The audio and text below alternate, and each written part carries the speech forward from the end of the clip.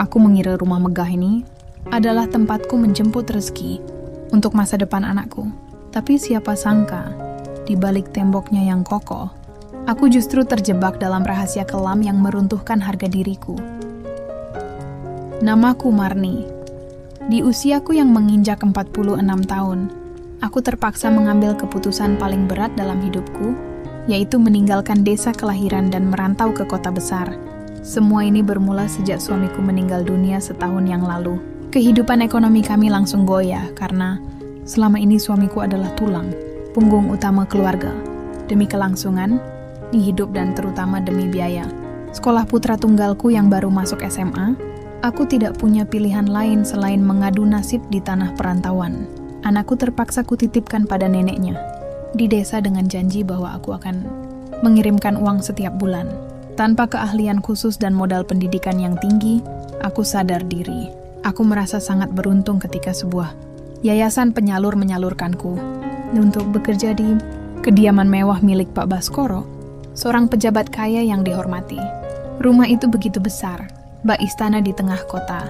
Ya, di sana aku tidak bekerja sendiri. Sudah ada 2 pekerja lain yang berbagi tugas denganku. Yanti, seorang gadis muda yang bertugas menyapu dan membersihkan rumah. Serbi Surti, seorang wanita paruh baya yang bertanggung jawab penuh atas urusan dapur dan belanja harian. Tugasku sendiri awalnya adalah membantu Bi Surti menyiapkan makanan dan merapikan sisa-sisa pekerjaan dapur. Keluarga Pak Baskoro sebenarnya sangat baik dan tidak terlalu menuntut. Namun ketenangan itu tidak bertahan lama.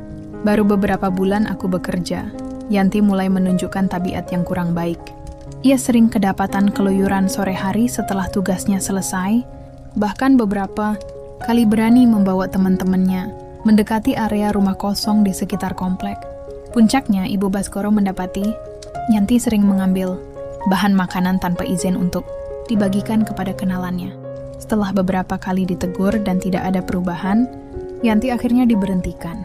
Sejak saat itu, beban kerjanya dilimpahkan kepadaku.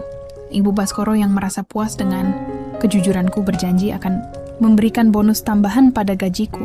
Aku menerimanya dengan senang hati demi pundi-pundi rupiah yang bisa kukirim ke desa. Ya, namun nih ujian kembali datang.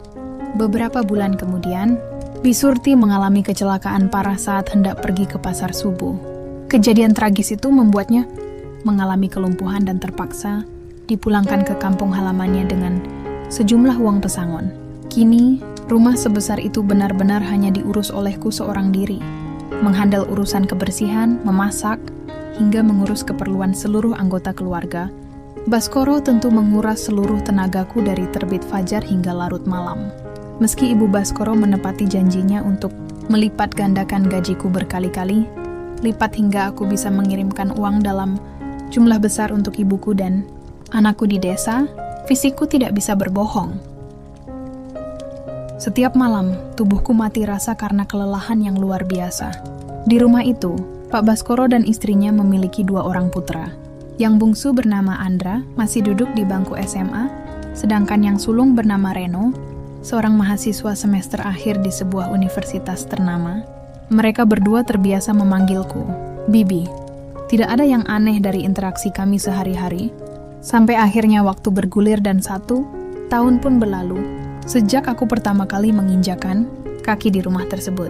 Sebuah titik balik yang perlahan-lahan menggeser seluruh arah hidupku ke dalam sebuah labirin tanpa jalan keluar. Terkadang, saat kita merasa sanggup memikul semua beban dunia demi orang yang kita cintai, kita lupa bahwa keletihan fisik bisa membuat benteng pertahanan hati kita perlahan goyah. Semua bermula dari sebuah ketukan pintu di sore hari yang sepi. Ketukan yang awalnya kukira hanyalah permintaan tolong biasa dari seorang anak majikan, namun ternyata menjadi awal dari runtuhnya benteng pertahananku sebagai seorang wanita. 1 tahun berlalu dengan rutinitas yang menjemukan namun menghasilkan. Uang kirimanku ke desa selalu lancar, membuat anakku bisa fokus bersekolah tanpa perlu memikirkan biaya. Namun keletihan fisik yang kutahan sendirian selama berbulan-bulan mulai terasa semakin berat. Di tengah rasa lelah yang menumpuk itu, sebuah kesempatan berlibur datang bagi keluarga Pak Baskoro. Menjelang pertengahan tahun, Pak Baskoro, Ibu Baskoro, beserta putra bungsu mereka, Andra, berencana pergi berlibur ke luar negeri selama 1 minggu penuh. Awalnya, sang putra sulung Reno berniat ikut. Namun karena ada jadwal ujian semester akhir yang sangat padat dan tidak bisa ditinggalkan, Reno terpaksa tetap tinggal di rumah. Jadilah selama 1 minggu itu, rumah mewah yang biasanya ramai kini mendadak sunyi senyap. Hanya ada aku dan Reno yang menghuni rumah besar berlantai 2 tersebut. Aku merasa ini adalah kesempatan yang baik untuk sedikit bernapas. Lega karena tugas memasak dan menyetrika pakaian menjadi jauh lebih sedikit dari biasanya. Reno sendiri adalah sosok pemuda yang cerdas namun cenderung pendiam dan dingin. Selama 1 tahun aku bekerja di sana, interaksi kami hanya sebatas tegur sapa formal saat aku mengantarkan kopi atau menyiapkan sarapan untuknya. Namun, Reno memiliki satu kebiasaan yang sudah diketahui oleh seluruh penghuni rumah. Akibat sering begadang mengerjakan tugas kuliah dan belajar hingga larut malam, ia sering mengeluh mengalami ketegangan otot di bagian pundak dan punggungnya. Sebelum Bisurti pulang kampung, ia dan aku kadang bergantian memijat punggung. Reno jika ia sedang merasa sangat kelelahan, tentu atas sepengetahuan Ibu Baskoro yang menganggap hal itu sebagai bantuan biasa dari pembantu kepada anak majikannya. Hari kedua setelah keberangkatan orang tuanya, cuaca di luar sangat terik dan gerah. Sejak pagi aku menyibukkan diri membersihkan sela-sela rumah yang jarang terjamah. Menjelang sore, Reno pulang dari kampus dengan wajah yang tampak sangat kusut dan lelah. Ia langsung melangkah naik ke kamarnya di lantai atas tanpa mengucapkan sepatah kata pun. Aku yang saat itu sedang mencuci piring di dapur tidak terlalu memikirkannya. Hingga sekitar setengah jam kemudian, terdengar suara interkom dari lantai atas memanggil namaku. Reno memintaku untuk datang ke kamarnya. Tanpa rasa curiga sedikit pun, aku mengeringkan tangan, merapikan pakaian kerjaku, lalu melangkah menaiki anak tangga satu demi satu menuju kamar sang tuan muda. Aku mengetuk pintu kamarnya yang setengah terbuka, dan setelah mendengar suaranya mempersilakan masuk, aku pun melangkah ke dalam. Namun seketika langkahku terhenti di ambang pintu. Suasana di dalam kamar terasa sangat berbeda dari biasanya. Tirai jendela ditutup rapat, menyisakan lampu temaram yang tembus dari sudut ruangan. Sebuah alunan musik berirama lambat mengalun lembut dari pengeras suara di sudut meja belajarnya, menciptakan atmosfer yang asing bagi indera penciuman dan penglihatanku. Lebih mengejutkan lagi, Reno sedang berbaring telungkup di atas ranjang besarnya tanpa mengenakan baju atasan, menyisakan tubuh tegapnya yang terpapar udara pendingin ruangan. Aku menelan ludah, mendadak merasa canggung, dan ada rasa tidak nyaman yang menyergap dadaku. Biasanya, jika meminta dipijat, ia selalu mengenakan kaos oblong yang longgar. Melihatku terpaku di depan pintu, Reno menoleh dan tersenyum tipis. Sebuah senyuman yang belum pernah kulihat sebelumnya selama aku bekerja di rumah ini. Ia memintaku mendekat dan mulai memijat punggungnya, yang katanya terasa sangat kaku. Dengan tangan yang sedikit gemetar karena rasa kikuk yang luar biasa, aku duduk di tepi ranjang dan mulai mengoleskan minyak urut pada punggungnya. Jantungku berdegup 2 kali lebih cepat dari biasanya. Suasana sunyi di dalam rumah, ditambah keintiman yang mendadak tercipta di dalam kamar itu, perlahan-lahan mulai memengaruhi alam bawah sadarku. Aku yang sudah bertahun-tahun hidup kesepian sebagai seorang janda, mendadak merasakan getaran aneh yang seharusnya tidak boleh hadir di antara seorang pembantu paruh baya dan anak. Majikannya yang masih sangat muda.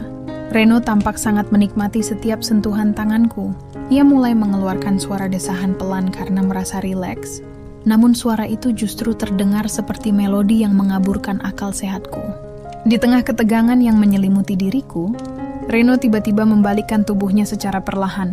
Pandangan mata kami bertemu dalam jarak yang sangat dekat, dan di sanalah aku melihat tatapan mata Reno yang penuh dengan maksud tersembunyi. Keberanian dan kelancangan yang ia tunjukkan sore itu benar-benar mengunci lidahku, membuatku tidak mampu untuk berdiri dan berlari menjauh. Ada batas tipis antara rasa hormat kepada majikan dan kepatuhan yang keliru. Dan di sore yang sunyi itu, aku membiarkan batas tersebut perlahan-lahan kabur, membawa diriku, melangkah masuk ke dalam sebuah rahasia yang tidak akan pernah bisa kuhapus seumur hidupku. Saat perbuatan keliru itu selesai dilakukan, Penyesalan adalah hal pertama yang mengetuk hatiku. Namun anehnya tubuhku justru menolak untuk berlari menjauh. Kamar yang semula terasa hangat, mendadak berubah menjadi sangat dingin dan mencekam. Setelah kesadaran kembali menguasai pikiranku, aku buru-buru merapikan pakaianku yang berantakan dengan tangan yang gemetar hebat. Air mata yang sejak tadi kutahan akhirnya tumpah juga. Aku menatap Reno yang sedang terbaring diam, sementara ia hanya menatapku. Dengan pandangan yang sulit, diartikan tidak ada rasa bersalah, tidak ada ketakutan. Hanya ada ketenangan yang membuatku semakin ngeri. Tanpa mengucapkan sepatah kata pun, aku berlari keluar dari kamar atas, menuruni anak tangga dengan tergesa-gesa, lalu mengunci diri di dalam kamar pembantu yang terletak di bagian belakang rumah. Sepanjang sore hingga malam hari, aku menangis sejadi-jadinya di atas kasur tipisku. Rasa jengkel, malu, dan merasa terhina bercampur menjadi satu. Aku mengutuk diriku sendiri mengapa begitu lemah, mengapa aku membiarkan kesepian. Selama 5 tahun sebagai janda mengalahkan akal sehat dan kehormatanku. Malam itu juga, aku mulai mengemas pakaianku ke dalam tas jinjing tua. Aku bertekad untuk pergi, pulang ke desa, dan tidak akan pernah kembali lagi ke rumah ini. Masa bodoh dengan uang kontrak atau gaji tinggi, yang kuinginkan hanyalah menyelamatkan sisa harga diri yang kumiliki. Namun rencana tinggallah rencana. Keesokan paginya saat fajar baru saja, menyingsing dan aku bersiap untuk melangkah keluar lewat pintu belakang, terdengar ketukan pelan di pintu kamarku. Jantungku berdegup kencang. Ketika kubuka, sosok Reno sudah berdiri di sana. Berbeda dengan sikapnya yang dingin sehari-hari, pagi itu Reno menatapku dengan sorot mata yang begitu lembut, bahkan ada gurat kecemasan di wajahnya. Melihat tas jinjing yang sudah ada di samping kakiku, Reno melangkah masuk ke kamarku tanpa izin, menutup pintu rapat-rapat, lalu menggenggam kedua tanganku yang dingin. Ia mulai mengeluarkan kata-kata manis yang belum pernah kudengar sebelumnya. Ia mengatakan bahwa kejadian kemarin bukan sekadar kehilafan biasa, melainkan karena ia merasa sangat nyaman dan butuh perhatian yang selama ini tidak pernah ia dapatkan dari orang tuanya yang sibuk. Dengan pesona masa mudanya dan kepandaiannya bersilat lidah, Reno memohon agar aku tidak pergi. Ia berjanji akan menjagaku, menjamin posisiku di rumah ini, dan meyakinkanku bahwa rahasia ini hanya akan menjadi milik kami berdua. Sentuhan hangat dan perhatian palsu yang ia berikan mendadak meruntuhkan kembali tembok pertahanan yang sudah kubangun semalaman. Sebagai wanita parubaya yang haus akan kasih sayang, aku terbuai oleh ilusi bahwa aku dibutuhkan oleh seorang pemuda tampan, berpendidikan seperti dia. Logikaku lumpuh seketika. Tas jinjing yang semula siap kubawa pergi, perlahan kuletakkan kembali ke sudut ruangan. Selama 5 hari sisa liburan keluarga Pak Baskoro, rumah mewah itu benar-benar berubah menjadi labirin rahasia bagi kami berdua. Tidak ada lagi sekat antara anak, majikan, dan pembantu ketika pintu rumah terkunci dari dalam. Reno bahkan mulai mengajarkan berbagai hal baru dan variasi dalam hubungan kami yang belum pernah ku ketahui. Selama aku berumah tangga dengan mendiang suamiku dulu, setiap sudut rumah yang sepi menjadi saksi bagaimana aku menyerahkan diriku seutuhnya, tenggelam semakin dalam ke dalam pusaran dosa yang diciptakan oleh Reno. Aku tahu ini salah. Aku tahu ini adalah jalan menuju kehancuran. Namun kenyamanan semu yang kutemukan di dalam pelukan Reno telah mengunci rapat akal sehatku, membuatku dengan sukarela menjadi tawanan di dalam labirin rahasia yang kami bangun bersama. Dosa yang dilakukan berulang kali tidak lagi terasa mengejutkan, melainkan berubah menjadi kenyamanan palsu yang mengunci logika kita. 2 kehidupan, 1 atap. Di depan orang tuanya, dia adalah tuan muda yang terhormat, dan aku hanyalah seorang pelayan. Namun di balik pintu yang terkunci, segalanya berbalik. Liburan 1 minggu itu pun berakhir. Kedatangan kembali Pak Baskoro, Ibu Baskoro, dan Andra ke rumah disambut dengan degup. Jantungku yang bertalu-talu bagai dihantam gada besi. Ketakutan luar biasa langsung menyergap batin. Setiap kali berpapasan dengan Ibu Baskoro di dapur, tanganku gemetar dan mataku tak berani menatap langsung wajah wanita, baik hati yang telah menggajiku dengan layak itu. Aku didera rasa bersalah yang teramat besar, merasa telah menusuk dari belakang keluarga yang sudah menolong perekonomianku. Namun ketakutan itu perlahan terkikis oleh kekagumanku. pada kelihayan Reno dalam bersandiwara. Pemuda itu benar-benar memiliki dua wajah yang bertolak belakang. Di depan kedua orang tuanya, Reno tetap tampil sebagai putra sulung yang dingin, berwibawa dan menjaga jarak. Saat sarapan pagi, ia bahkan bisa memesan kopi atau meminta dibuatkan sarapan padaku. Dengan nada suara yang begitu formal, seolah-olah aku hanyalah angin lalu di rumah tersebut. Panggilan Bibi yang keluar dari mulutnya terdengar begitu tegas, tanpa ada sedikit pun celah yang bisa mencurigakan orang lain. Sandiwara yang rapi itu membuatku perlahan-lahan mulai merasa aman, dan rasa aman yang keliru itu justru memupuk keberanian kami untuk melangkah lebih jauh. Demi mempermudah pertemuan rahasia kami tanpa menimbulkan kecurigaan di siang hari, Reno meminta kunci cadangan kamar belakangku. Sejak saat itu, sebuah rutinitas baru yang gelap dimulai. Setiap kali jarum jam menyentuh angka 1 malam, di saat seluruh penghuni rumah megah itu telah terlelap dalam mimpi, terdengar gesekan kunci yang berputar pelan di pintu kamarku. Reno akan menyelinap masuk dalam kegelapan, melintasi lorong belakang dengan langkah tanpa suara, lalu mengunci diri bersamaku hingga menjelang subuh. Selama hampir 2 tahun, hubungan terlarang ini terjalin dengan sangat rapi di bawah satu atap yang sama. Aku menyerahkan seluruh diriku merawatnya dan mendengarkan setiap keluh kesahnya tentang dunia perkuliahan. Sementara ia memberiku kehangatan dan variasi-variasi duniawi yang belum pernah kurasakan sebelumnya. Lambat laun, perasaan yang tumbuh di dalam dadaku bukan lagi sekadar nafsu atau pelampiasan kesepian. Tanpa kusadari, aku mulai menaruh hati padanya.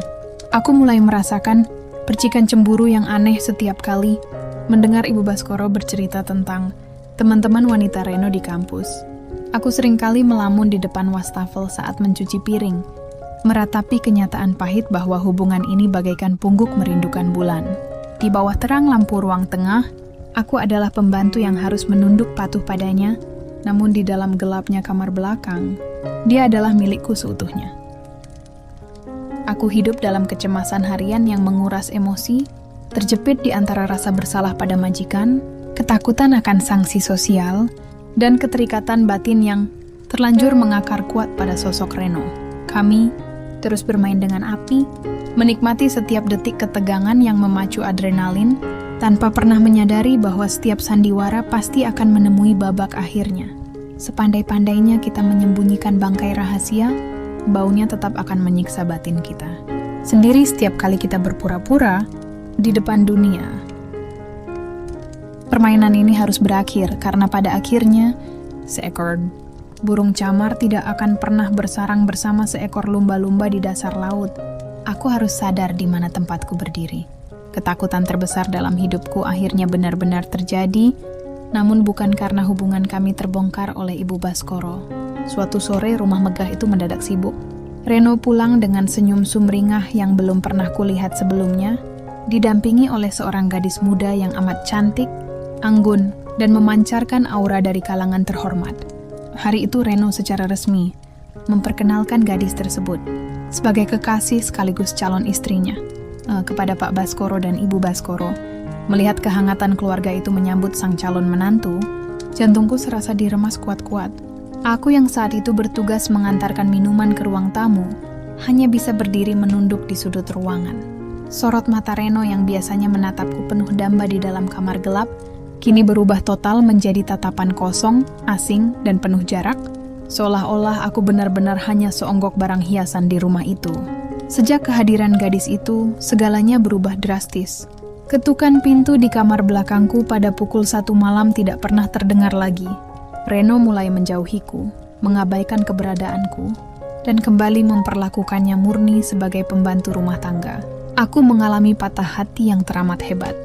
Rasa cemburu dan terhina bercampur aduk, membuatku tersadar dari mimpi panjangku selama 2 tahun ini.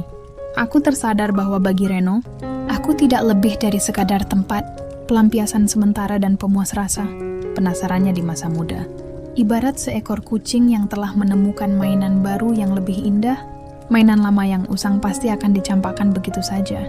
Di tengah rasa hancur dan kekosongan jiwa yang teramat dalam, aku menyadari bahwa aku tidak boleh terus-menerus tenggelam dalam kubangan dosa ini.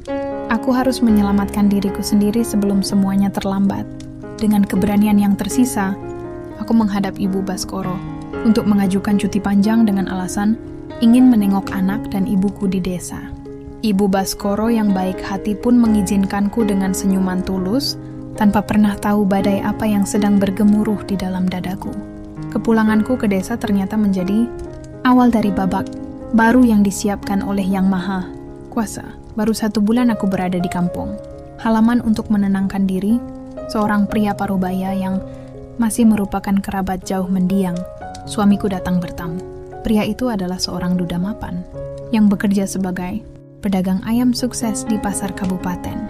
Dengan penuh kesopanan dan ketulusan, ia mengutarakan niatnya untuk melamarku menjadi istrinya dan berjanji akan menyayangi serta membiayai sekolah putra tunggalku hingga tuntas. Melihat ketulusan di matanya, aku menangis sejadi-jadinya. Aku merasa tidak pantas menerima kebaikan ini setelah apa yang telah kuperbuat di kota. Namun, aku juga sadar bahwa ini adalah uluran tangan Tuhan untuk menarikku keluar dari lingkaran hitam masa lalu. Aku menerima lamaran tersebut. Kami menikah secara sederhana. Dan hari itu juga, aku mengirimkan pesan singkat kepada Ibu Baskoro bahwa aku memutuskan untuk berhenti bekerja karena ingin mengabdi pada suamiku di desa. Kini, aku menjalani hidup baru yang tenang sebagai seorang ibu rumah tangga seutuhnya. Suamiku sangat menyayangiku, dan kebutuhan hidup kami lebih dari cukup. Meski demikian, aku tidak memungkiri bahwa bayang-bayang masa lalu bersama Reno terkadang masih kerap melintas di benakku, memberikan sebuah kesan mendalam yang sulit untuk dilupakan. Aku tahu semua yang pernah kulalui di rumah megah itu adalah sebuah kekeliruan yang fatal. Namun aku bersyukur karena telah memilih jalan untuk pergi dan menemukan pelabuhan terakhirku yang sesungguhnya. Masa lalu yang keliru mungkin tidak bisa dihapus dari ingatan, tapi masa depan yang bersih selalu siap menerima kita jika kita berani melangkah pergi dari lingkaran dosa. Kisah yang baru saja kita simak bersama merupakan sebuah tamparan keras sekaligus cermin kehidupan bagi kita semua. Cerita ini disajikan bukan untuk membenarkan tindakan yang keliru, melainkan sebagai pelajaran berharga agar kita tidak terjerumus ke dalam lubang yang sama. Semua nama, tokoh, dan latar dalam cerita ini telah disesuaikan demi kenyamanan bersama dan diambil hikmah positifnya. Dari kisah perjalanan hidup Marni, kita bisa memetik beberapa pesan moral yang sangat mendalam. Menjaga batas dan kehormatan dimanapun berada. Sedekat apapun hubungan kita di tempat kerja, batasan profesionalitas antara pemberi, kerja dan pekerja harus tetap dijaga dengan tegas. Kehilangan batasan ini seringkali menjadi pintu masuk bagi lahirnya konflik batin dan tindakan yang melanggar norma. Menwaspadai kesepian dan kelemahan fisik. Saat tubuh didera keletihan yang luar biasa dan hati dirundung kesepian yang mendalam, logika manusia seringkali melemah. Di saat-saat rentan seperti itulah kita harus semakin mendekatkan diri kepada Sang Pencipta agar benteng keimanan kita tidak roboh oleh godaan sesaat. Tak dosa membawa kenyamanan palsu. Sesuatu yang salah, jika dilakukan berulang kali, perlahan akan terasa biasa bahkan berubah menjadi kenyamanan. Namun ingatlah, kenyamanan di atas jalan yang keliru hanyalah ilusi semu yang lambat laun akan menghancurkan harga diri dan masa depan kita sendiri. Keberanian untuk melangkah pergi. Tidak ada kata terlambat untuk memperbaiki diri. Ketika kita sadar telah terjebak dalam lingkaran yang salah, keputusan terbaik adalah berani melangkah pergi, memutuskan hubungan dengan masa lalu yang kelam, dan menjemput takdir baru yang lebih bersih dan diridainya. Sahabat Ruang Sunyi, terima kasih telah setia mendengarkan kisah-kisah penuh renungan di kanal ini hingga selesai. Semoga rangkaian cerita tadi bisa menjadi pengingat bagi kita semua untuk selalu menjaga hati, menjaga kehormatan, dan tetap berjalan di atas koridor yang benar, sekencang apapun badai ujian hidup menerpa. Jika Anda merasa kisah ini bermanfaat dan memberi pelajaran hidup yang berharga, silakan tekan tombol like, berikan komentar bijak Anda di bawah, dan bagikan video ini kepada orang-orang tercinta agar kita bisa saling mengingatkan dalam kebaikan. Jangan lupa juga untuk subscribe agar tidak ketinggalan kisah-kisah syarat makna selanjutnya. Aku Marni, pamit undur diri dari ruang sunyi ini. Dan sampai jumpa di kisah berikutnya. Tetaplah melangkah dengan hati yang bersih, dan salam damai penuh perenungan.